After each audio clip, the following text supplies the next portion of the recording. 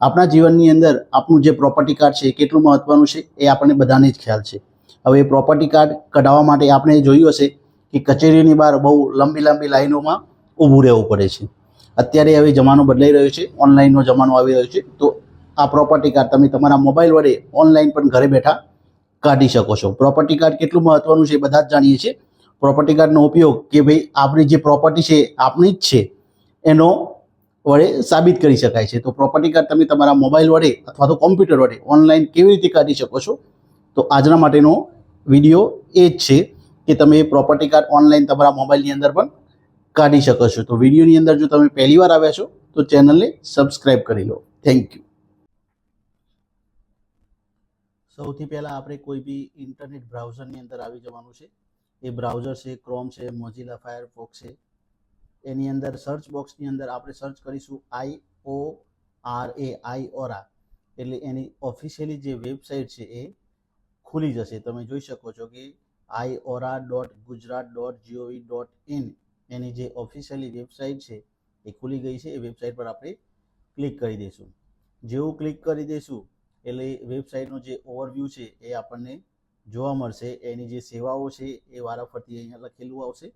હવે આપણે digital sign property card કાઢવાનું છે એટલે અહીંયા આપણે નીચે જે ડિજિટલ સાઇન પ્રોપર્ટી કાર્ડની નીચે ક્લિક હિયરનો ઓપ્શન લખેલો છે એના પર આપણે ક્લિક કરીશું. ક્લિક કરીશું એટલે થોડું લોડિંગ લેશે અને પછી ખુલી જશે. હવે આપણે પહેલી વાર જ અરજી કરીએ છીએ તો અરજી દાખલ કરવા એ ઓપ્શન પર આપણે ક્લિક કરવાનું રહેશે. જો આપણે અરજી ઓલરેડી કરેલી છે તો દાખલ કરેલી અરજીના ઓપ્શન પર ક્લિક કરશું. એમાં અરજી નંબર, મોબાઈલ નંબર તમે જે દાખલ વખતે નાખ્યો હશે એ અહીંયા ફિલ કરવાનો રહેશે. આપણે પહેલી વાર અરજી કરીએ છીએ એટલે અરજી દાખલ કરવા ઓપ્શન પર ક્લિક કરીશું. અહીંયા અરજદારનું નામ આપણે લખવાનું છે, પછી મોબાઈલ નંબર છે, ઈમેલ આઈડી છે, ઓપ્શનલ છે. તમે એ લખવું હોય તો લખી શકો છો, ના લખવું હોય તો એ પણ ચાલે છે. અહીંયા પુરુષ સ્ત્રી જે હોય આપણે સિલેક્ટ કરવાનું રહેશે. પ્રોપર્ટી કાર્ડના મૂળ જિલ્લાનું નામ લખવાનું છે, સિટી સર્વે પસંદ કરવાનું છે. હવે આપણે પહેલી જે ડિટેલ છે એ અહીંયા ફિલ કરી દઈએ.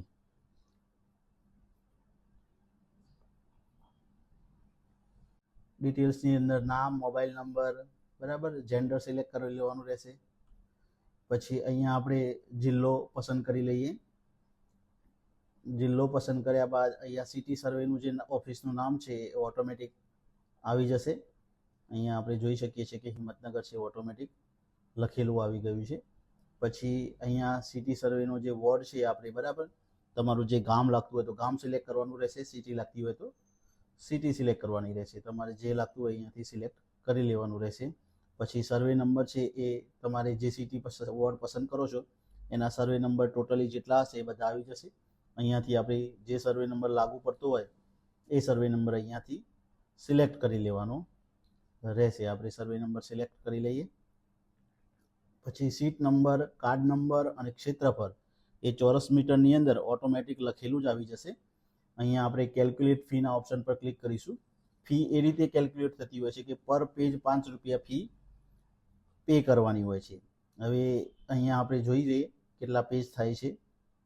હવે આપણે જોઈએ શકીએ છીએ કે પાના નંબર ખાલી એક આપેલો છે. કુલ ફી 5 રૂપિયા પે કરવાની છે. તો તમે એકથી વધુ સર્વે નંબર એડ કરવા માંગો છો, એડના ઓપ્શન પર જઈને ક્લિક કરી શકો છો. આપણે અહીંયા એડ કરવાનું બાકી છે તો પહેલાં એડ કરી લઈએ. એડના ઓપ્શન પર જઈને આપણે જે સર્વે નંબર ફિલ કર્યો છે એડ કરી લઈશું. પછી કન્ફર્મ એપ્લિકેશનના ઓપ્શન પર આપણે ક્લિક કરી દઈશું. અહીંયા આપણો જે એપ્લિકેશન નંબર છે જનરેટ થઈ ગયો છે. તમારે આ નંબર જે છે એ કોપી કરવો તો કરી શકો છો. અહીંયા ઓકે પર ઓપ્શન પર ક્લિક કરીશું. અહીંયા નીચે જે પે નાઉનો ઓપ્શન છે એના પર આપણે ક્લિક કરીશું. આપણી જે ડિટેલ છે ભરેલી આવી ગઈ છે. અહીંયા પે એમાઉન્ટના ઓપ્શન પર આપણે ક્લિક કરીશું. ઓકે પર ક્લિક કરીશું. ત્યારબાદ જે પેમેન્ટની જે વેબસાઇટ છે ખુલી જશે. અહીંયા આપણે પેમેન્ટ કરવાનું રહેશે. પેમેન્ટ તમે credit card, debit card, net banking જે રીતે કરવું હોય એ રીતે કરી શકો છો. અહીંયા આપણે પહેલાં વચ્ચે જે ઈમેલ આઈડી લખવાનું ઓપ્શન છે, બરાબર, નેટ બેન્કિંગ ગેટવેના ઓપ્શન પર પહેલાં ગેટવેનો ઓપ્શન સિલેક્ટ કરી લઈશું. તમે જે નેટ બેન્કિંગ હોય તમારા જોડે તો નેટ બેન્કિંગનો ઓપ્શન પર સિલેક્ટ કરી શકો છો. ઈમેલ આઈડી નાખી દઈએ આપણે. પછી નીચે જે કન્ફર્મનો ઓપ્શન છે એના પર આપણે ક્લિક કરી દઈશું. કન્ફર્મ થઈ જાય પછી એગ્રી પર ક્લિક કરીશું અને સબમિટ પર ક્લિક કરી દઈશું. એટલે વેબસાઇટ થોડું લોડિંગ લેશે. અહીંયા આપણને ફરીથી ઓપ્શન બતાવશે યુપીઆઈ, એનઈએફટી, મોબાઈલ પેમેન્ટ, બરાબર. ક્રેડિટ કાર્ડ, ડેબિટ કાર્ડ, જે ઉપયોગ કરવો હોય તમે અહીંયાથી પેમેન્ટ માટે કરી શકો છો. આપણે યુપીઆઈનો ઓપ્શન સિલેક્ટ કરીએ છીએ. અહીંયા યુપીઆઈ આઈડી નાખી શકો છો. આપણે ક્યુઆર જનરેટ કરીશું એટલે ક્યુઆર જનરેટ થઈ જશે. પછી આપણે એને આપણા મોબાઈલ વડે સ્કેન કરી લઈશું. પેમેન્ટ છે એ વિધિન 5 મિનિટની અંદર તમારે કરવાનું રહેશે. 5 મિનિટની અંદર પેમેન્ટની જે પ્રોસેસ છે પૂરી કરવાની રહેશે. જો 5 મિનિટ ઉપર થઈ જશે તો પેમેન્ટ છે એ વેઇટિંગની અંદર જતું રહેશે અને પછી થોડા સમય બાદ ફરીથી તમારે તમારા મોબાઈલ નંબરથી લોગિન કરીને ફરીથી પેમેન્ટ કરવાનું રહેશે.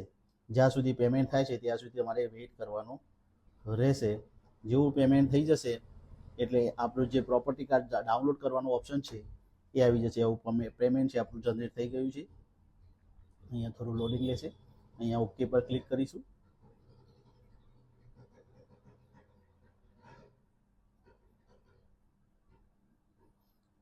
અહીંયા આપણું પ્રોપર્ટી કાર્ડ છે એ જનરેટ થઈ ગયું છે. અહીંયા જે રેડ કલરની અંદર જનરેટ પ્રોપર્ટી કાર્ડનો ઓપ્શન છે એના પર આપણે ક્લિક કરવાનું રહેશે. એટલે થોડું લોડિંગ લેશે. એટલે આપણું જે પ્રોપર્ટી કાર્ડ છે એ ડાઉનલોડ કરવાનું ઓપ્શન આવી જશે. એ ત્યાંથી આપણે આપણું પ્રોપર્ટી કાર્ડ છે એ ડાઉનલોડ કરી શકીએ છીએ. આપણે છેક સુધીની પ્રોસેસ જોવાની છે. ડાઉનલોડ કરીએ ત્યાં સુધીની. થોડું લોડિંગ થાય તો થવા દેવાનું. અહીંયા ડાઉનલોડ પ્રોપર્ટી કાર્ડનો ઓપ્શન આવી ગયો છે.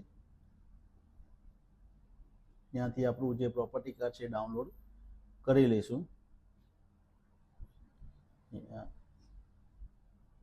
તમે જોઈ શકો છો કે આપણું પ્રોપર્ટી કાર્ડ છે જનરેટ થઈ ગયું છે. તો આ જ રીતે તમે તમારું પ્રોપર્ટી કાર્ડ છે તમારા મોબાઈલ અથવા તો કોમ્પ્યુટરની અંદર જનરેટ કરી શકો છો. વધુ આવી માહિતી માટે ચેનલને હમણાં જ સબસ્ક્રાઈબ કરો અને તમારા મિત્રો સાથે ચેનલને શેર કરો. Thank you.